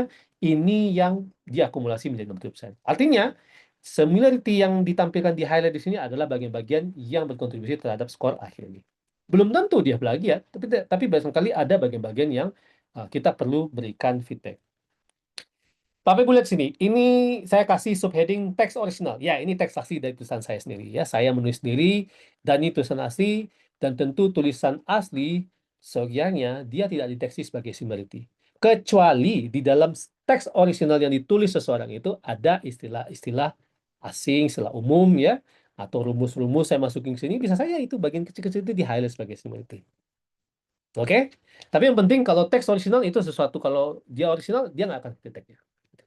Begitu juga guru-guru dosen saya ngajarin kepada mahasiswa untuk memparafrase. Oh, ini bisa kamu parafrase. Oh, kalau ini nggak bisa. Ini ayat-ayat suci Al-Quran nggak bisa. Hadis dari kitab suci Injil segala macam. Pasal-pasal undang-undang nggak bisa diparafrase. Tapi kalau ini bisa diparafrase. Putusan Mahkamah Agung nggak bisa diparafrase. Kalau ini pendapat dari Sadiki 2019, saya parafrase dengan menggunakan bahasa saya sendiri tanpa mengubah maknanya, dan tentunya harus secara bertanggung jawab diberikan citasinya. Sadiki 2019. Lalu kita juga bisa melihat di sini, ya, menurut Nanaku 2017, buka kasih tanda kutip, oh ini sudah lengkap citasinya dan juga ada tanda petiknya, ya, tanda petiknya sudah ada di sini ya. Jadi Bapak Ibu bisa lihat ini benar nggak Nanaku. Bapak Ibu tinggal klik saja di sumber di literatur ini, lalu Bapak Ibu misalnya lihat ini sumber nomor 2, Bapak Ibu bisa klik sumbernya, sepanjang sumbernya tersedia Bapak Ibu bisa deteksi. Oh benar, ini dari Nanaku. Ini mahasiswa saya nggak ngarang ya. Kadang dia ngarang aja ya, nyebutin Nanaku, padahal ini namanya siapa gitu ya, seperti itu. Lalu Bapak Ibu juga perlu cermat dalam memeriksa, jangan-jangan ada bagian-bagian yang diberikan tanda kutip tapi lupa citasi seperti contoh tadi. Contohnya ini nih. Nah, ini kita bisa lihat di sini ya, nomor berapa tadi ya? Ini nomor, sebentar. Ini kayaknya agak ini dulu, saya refresh dulu ya. Oke. Sebentar. Oke. Nah, ini. Ini nomor 8 ya, nomor 8 kita bisa lihat di sini, ini ya. Wah, ini sumbernya. Lalu kita bisa klik sumbernya. Nah, ini ternyata dari buku panduan anti plagiarisme, ya, buku saku panduan anti plagiarisme dari Universitas Negeri Yogyakarta. Nah, cuman si penulisnya sini lupa atau belum tahu ya bagaimana cara memberikan ini. Ya. Sehingga Bapak Ibu bisa memberikan feedback sini. Caranya tinggal klik kanan, lalu Bapak Ibu bisa pakai ini quick mark, ini komen, ini teks. Contohnya Bapak Ibu kasih quick mark. Sebentar, mana quick marknya? Nah, quick mark di sini, quick mark ini macam-macam Bapak Ibu yang bisa dipilih ya. Ini saya bilang add citation to quotation misalnya. Nah, munculnya seperti ini, nanti studentnya bisa lihat. Ya, this quote does not give credit to the original author when quoting a source credit the original author. Bla bla. Studentnya bisa baca, oh berarti saat ini ya. Atau Bapak Ibu, saya nyamannya pada fit kasih teks di sini. Mana citasinya? Wah, ini dosennya nanya ya, citasinya. Nah, pastikan bla bla bla bla. Nah, studentnya bisa lihat nanti. Kok hilang?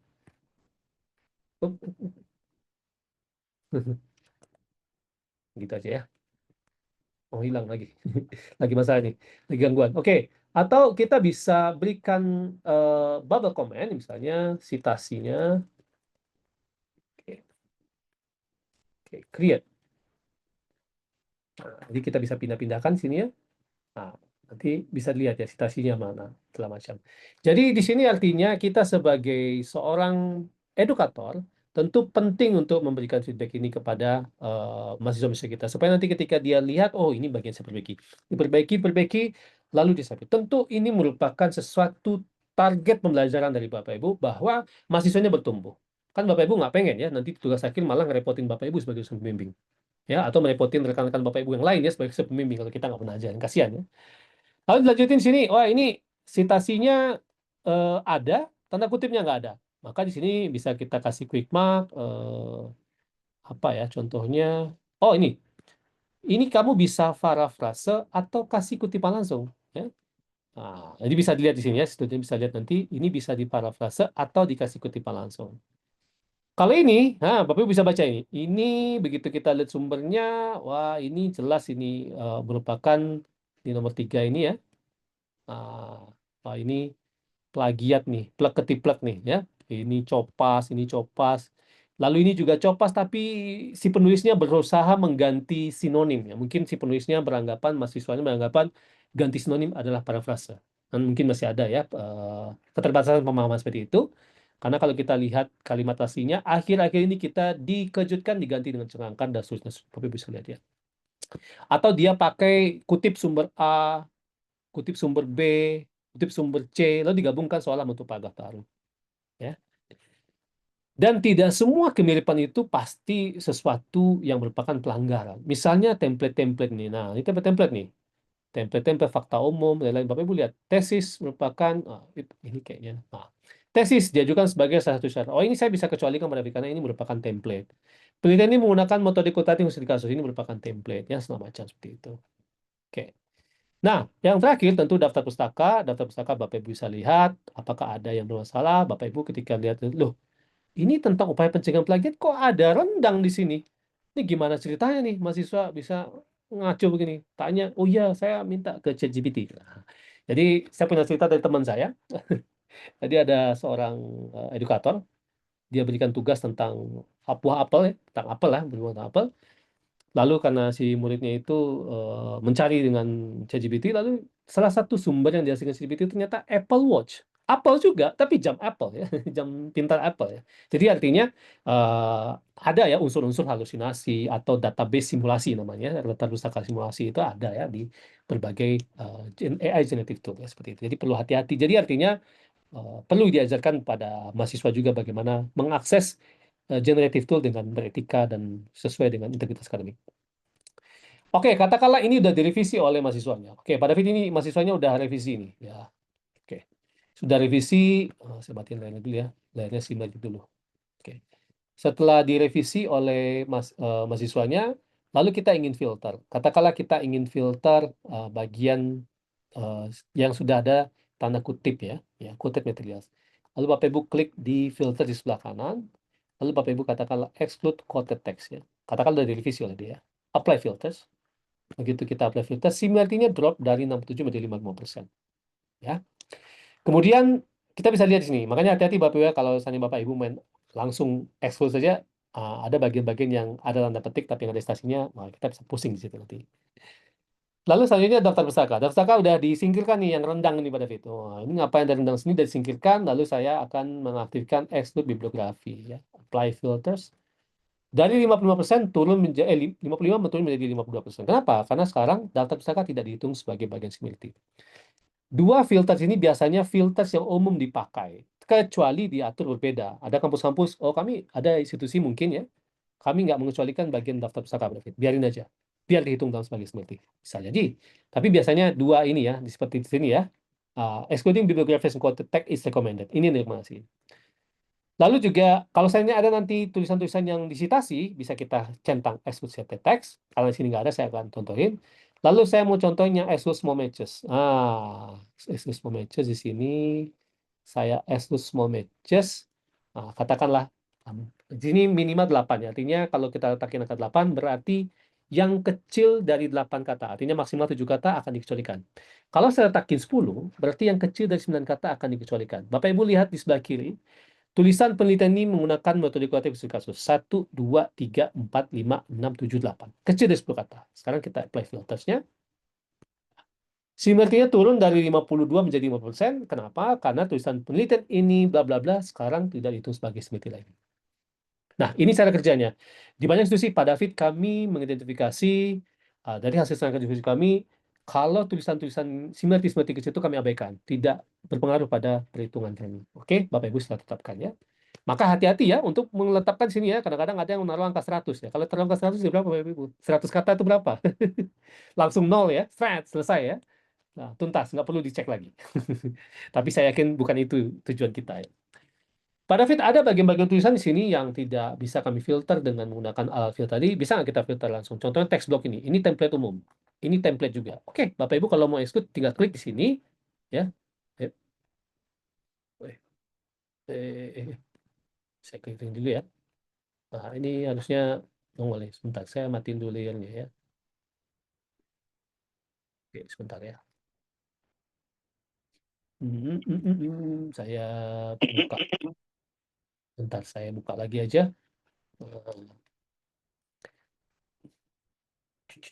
Oke ya. Nah, coba kita exclude ya.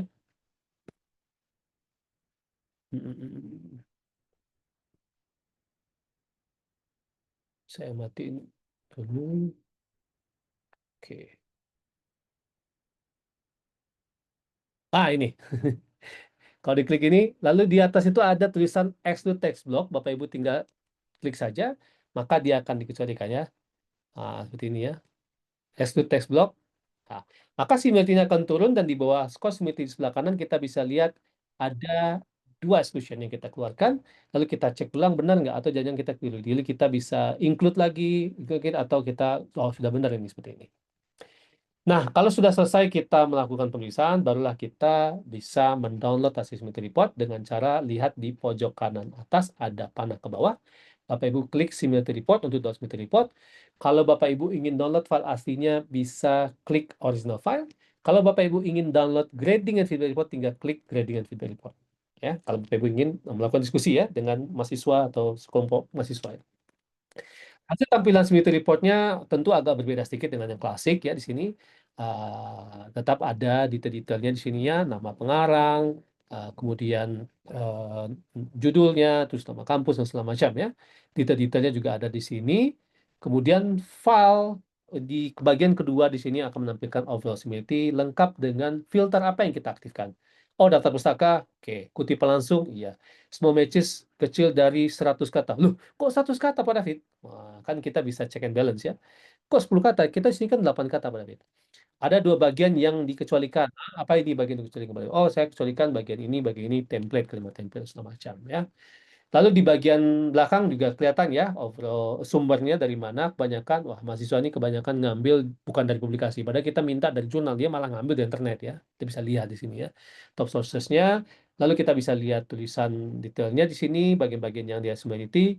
Kalau nanti kita download hasil grading and feedback, kita bisa lihat juga ya feedback dan grading kita apa. Tapi tampil mahasiswa nanti dia bisa lihat semuanya ya di tanggal due date ya. Oke, itu tadi bagaimana kita melakukan interpretasi, kemudian bagaimana kita menggunakan fitur-fitur grading dan feedback, dan mendownload hasilnya yang nanti tentu file ini akan Bapak Ibu jadikan bahan untuk berdiskusi dengan mahasiswa untuk menerangkan di kelas. Kalau seandainya masalah ini terjadi pada mayoritas mahasiswa ya tinggal gampang, tinggal kita jelaskan di kelas. Saya melihat ada 50% dari kalian melakukan ini. Nah, jangan lakukan lagi, nanti kita akan tidak mau lihat lagi hal seperti ini terjadi pada kelas berikutnya.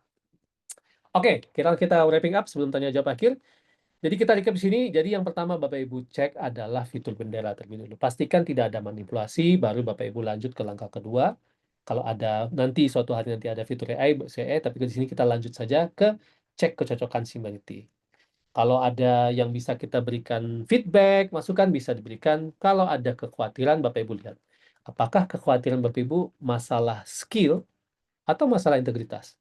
Nah, ini tentu 2 hal yang berbeda ya pendekatannya. Kalau masalah skill ya gampang, ada teachable moment, kita bisa ngajarin, misalnya individu bermasalah, misalnya individu yang kita kasih tahu. Kalau kelompok-kelompok mahasiswa atau seluruhan kelas, kita bisa tahu di kelas.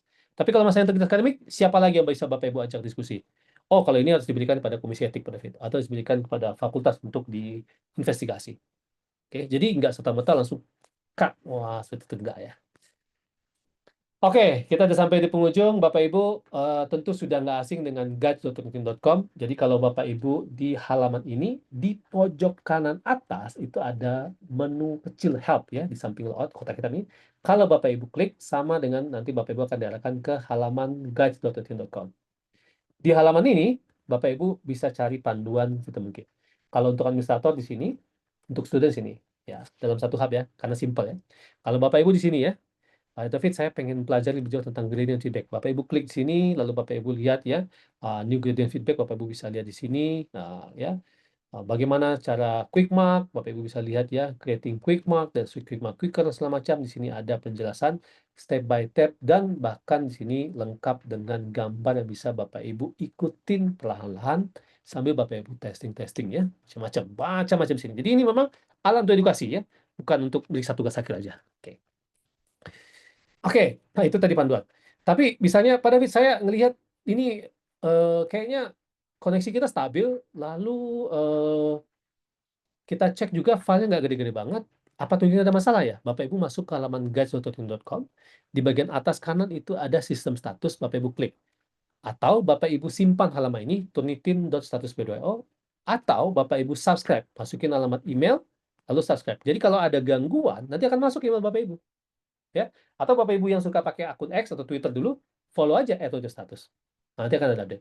Daripada Bapak Ibu bolak-balik sini, ini lagi masalah nggak ya? Oh, nggak, hijau nih. Nah, kalau kayak gini kan ada masalah nih, ya.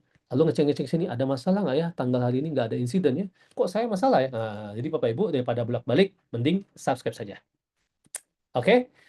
Nah, kalau Bapak Ibu nggak nemukan jawaban, maka Bapak Ibu bisa bertanya kepada administrator ya, jawaban dari guys.com, atau Bapak Ibu bisa email ke kami, ke email sesia-onboarding@tonitin.com. Oke, pelatihan kita sudah selesai Bapak Ibu. Nah, di ujung sesi ini saya mohon izin Bapak Ibu menampilkan QR Code. Bapak Ibu yang pakai handphone bisa scan QR Code, atau bagi Bapak Ibu yang nyaman klik link, saya sudah letakkan link survei pelatihan di bagian akhir. Sama hal dengan student, saya juga sangat mengharapkan feedback dari Bapak Ibu. Tentu feedback ini Bapak Ibu arahkan kepada siapa yang pelatihnya. Hari ini adalah David, Bapak Ibu pilih David ya. Cynthia base-nya di Kuala Lumpur, biasa kami saling backup. Selain nanti untuk pengembang kami, tentu apapun yang Bapak Ibu isi akan dilihat oleh atasan saya. Ini David kerjanya benar apa tidak, tergantung dari jawaban-jawaban Bapak Ibu. Jadi, saya ingin ucapkan banyak terima kasih terlebih dulu buat Bapak Ibu yang meluangkan waktu sekitar 2-3 menit untuk mengisi link survei, baik dengan mengisi QR Code atau dengan klik link yang ada di kolom chat yang barusan saya berikan. Oke, untuk sambil-sambil kita nunggu akhirnya ngisi, saya ingin lihat ada yang bertanya nggak di kolom chat, ada pertanyaan nggak ya?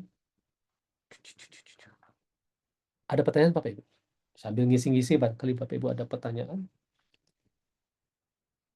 Bapak Ibu, apabila ada pertanyaan, mohon dapat disampaikan langsung di kolom chat atau menghubungi saya secara pribadi.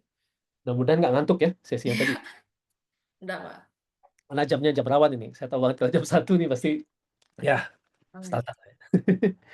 Bapak Ibu ada pertanyaan nggak? Entah itu untuk quick mark atau fitur-fitur feedback yang lain, grading dan segala macam. Pak, mohon izin saya untuk bertanya Oh, boleh. dulu. Boleh, Bu. Bu Dokter, silakan, Bu. Pak, saya tuh pernah mencoba itu mahasiswa tuh maksimal 2 kali upload. Ada yang 3 kali upload gitu dalam waktu 24 jam yang sama. Ya.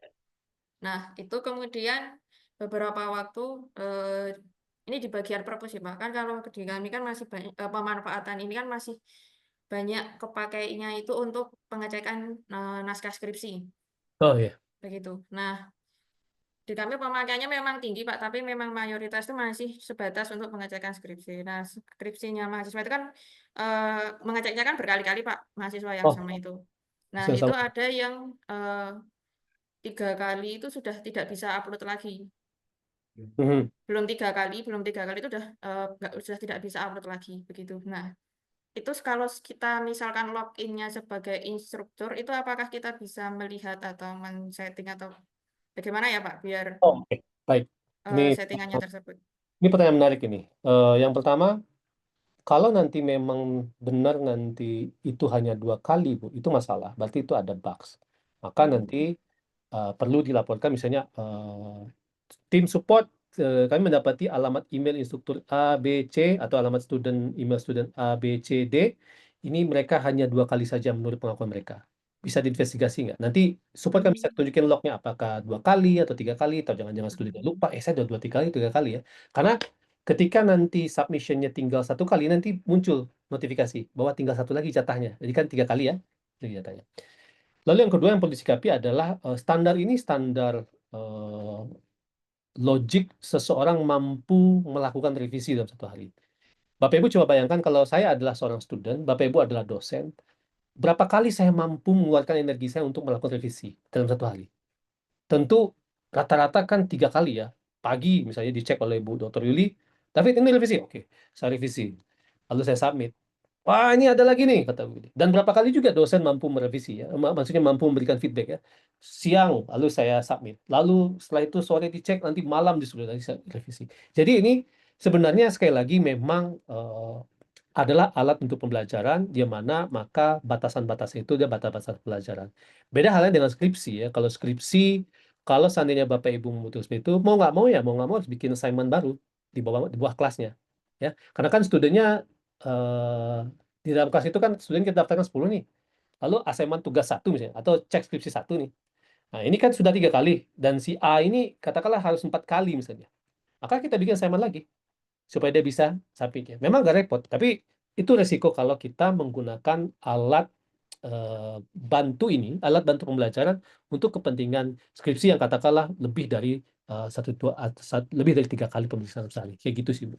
Itu yang kalau yang saya lihat sih seperti itu ya. Kayak gitu. Jadi memang itu standarnya. Tapi kalau yang tadi itu saya penasaran tuh kok bisa 2 kali, harusnya 3 kali dalam sehari. Maka nanti dia perlu menunggu 24 jam kemudian esok harinya dia bisa submit lagi seperti itu. Oh begitu, berarti kesimpulannya kalau misalkan baru 2 kali terus tidak bisa, itu berarti kemungkinan ada bugs itu ya Pak? Sangat besar kemungkinan seperti itu, Bu. Saya yakin itu Berarti, karena eh, saya pernah coba sendiri ya waktu saya coba iseng sebagai student saya submit lalu tinggal 1 kali lagi di situ ada notifikasi muncul pop-up tinggal 1 lagi ya katanya. ya, Kadang kan kita abaikan ya ya. notifikasi itu atau barangkali memang ada bug di situ karena bisa Hmm, saja akun-akun tertentu itu ada bug. Contohnya ada beberapa akun instruktur yang ketika dia melakukan pengecekan, sudah settingan sudah benar semuanya, si Martinnya nggak nongol di akun struktur tersebut. Sedangkan dicoba di akun struktur rekan yang lain di institusi yang sama, bisa. Akun ini harus diperbaiki. Biasanya ada bug di situ atau ada case yang harus diinvestigasi oleh support dan support harus ini.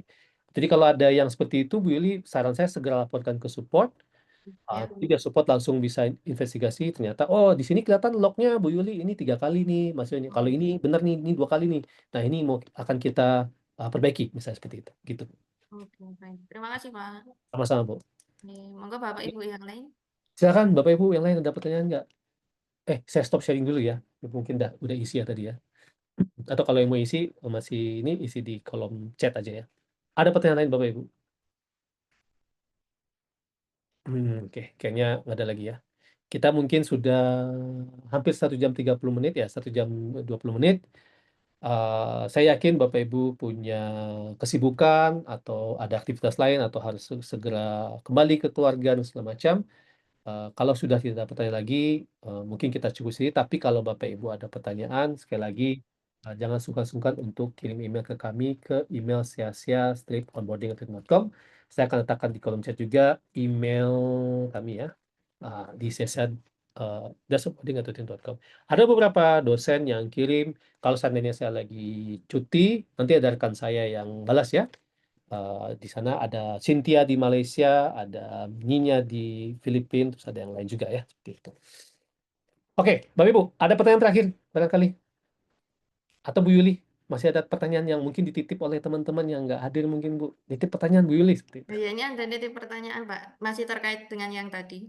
Oke, boleh. Kalau kita login sebagai instruktur, itu apakah kita bisa melihat mahasiswa ini sudah upload berapa kali itu? Apakah ada Itu belum, Ibu. Dan Saya pernah mendengar ada request dari berbagai institusi dan saya nggak tahu apakah ini masuk dalam produk roadmap, artinya nanti di kemudian hari instruktur.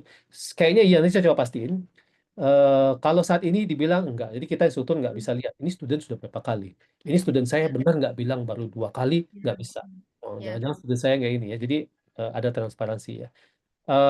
Nanti saya coba pastiin. Saya pernah dengar diskusi tentang ini di internal Tunitin karena ada beberapa request dari berbagai negara.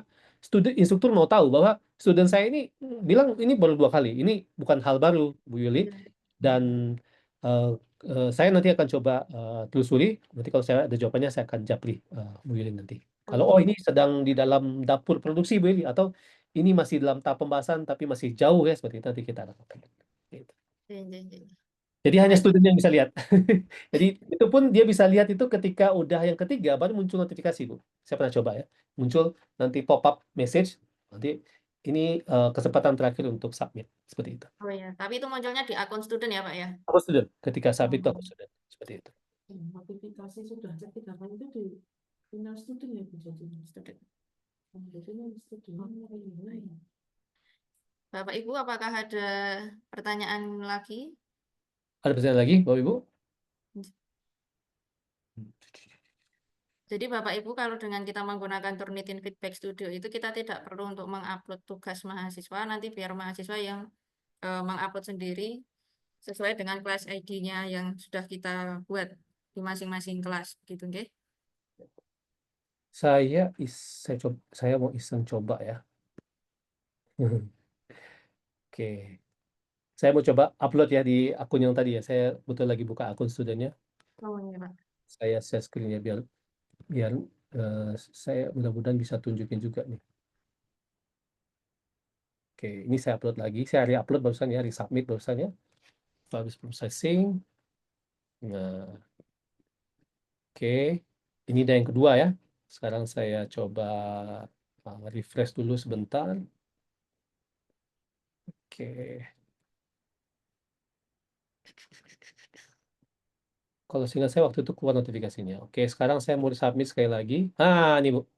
Hmm, Jadi tapi itu hampir tidak mungkin kecuali bugs kalau saya hanya cuma punya kesempatan 2 kali. Saya kan tadi submit yang pertama pas kita pelatihan tadi. ya, Sekarang saya submit barusan tadi 1 kali atau yang kedua. Sekarang ya. muncul ketika saya submit yang ketiga, saya submit muncul you have one more submission left. Once the limit is reached, you'll need to wait 24 hours from your first submission to submit again. Oh, Seperti ini tampilannya. Jadi Bapak Ibu bisa. Ini masih direkam ya, masih Bapak Ibu bisa lihat nanti ya. Jadi Bapak Ibu bisa memberikan insight lah buat student nanti. ya. Berarti di akun student itu kalau dia submit, ini submit yang pertama dan yang kedua, belum muncul dia submit yang keberapa gitu ya Pak? Baru nanti kalau Belum. mau yang ketiga itu ya? Tuh, lalu udah tinggal sisa Oh, 1 baru dia begitu dia mau submit yang ketiga nanti akan muncul. hmm. Yakin nih mau submit nih hari ini, tinggal 1 kali lagi Hmm. apa datanya kan kayak gitu. Oke, Gitu. oke. Ya, Ya, ya, ya, ya. Baik, sudah bisa dipahami Pak. oke. Ah, Monggo Bapak Ibu. Bapak Ibu ada atau udah nggak sabar coffee break kali ya atau tea break? Untuk emailnya mohon untuk dapat dicek ya Bapak Ibu, sudah kami invite. Apakah Hmm, sudah masuk atau belum, nanti tinggal diklik aja set up account yang ya. tombol yang merah itu, nanti diikutin aja petunjuknya. Kalau Begitu Bapak nanti. Ibu pernah emailnya pernah terdaftar di Ya, akun penelitian lain, nanti munculnya tulisannya bukan setup tapi login. Wah, saya lupa passwordnya pada Fit. Bapak Ibu reset password aja. Nanti akan masuk link untuk reset password ke email Bapak Ibu, inbox Bapak Ibu. Biasa seperti itu. Oke, kalau nggak ada lagi, ada kata penutup mungkin Bu Dokter Lili? apa ya Pak? Bebas Bu. Ya Bapak Ibu, kami dari LPPM dan Perpustakaan UMBY mengucapkan terima kasih banyak atas partisipasi Bapak Ibu. Semoga apa yang disampaikan oleh Bapak Muhammad David Lung ini dapat menjadi manfaat bagi kita semua dan semoga dapat menambah salah satu cara pembelajaran baru untuk mahasiswa kita. Ya, harapannya nanti mahasiswa akan semakin berkembang baik secara akademis dan nantinya akan lebih baik lagi untuk tulisan-tulisannya. Begitu. Ya, baik, terima kasih banyak Bapak Muhammad David Lung atas materi yang sangat informatif dan bermanfaat. Demikian Bapak Ibu rangkaian webinar kita hari ini. Semoga ilmu yang kita peroleh dapat meningkatkan kualitas pembelajaran dan penilaian akademik di lingkungan Universitas Mercubuana Yogyakarta. Terima kasih kami ucapkan sekali lagi kepada narasumber, panitia, serta seluruh peserta yang telah berpartisipasi. Mohon maaf jika dalam memandu acara ini terdapat kekurangan. Wassalamualaikum warahmatullahi wabarakatuh. Kami Waalaikumsalam. akhiri. Waalaikumsalam Terima warahmatullahi kasih, wabarakatuh. mohon maaf kalau ada salah kata. Terima kasih. Terima kasih, Bapak Ibu semua, izin pamit.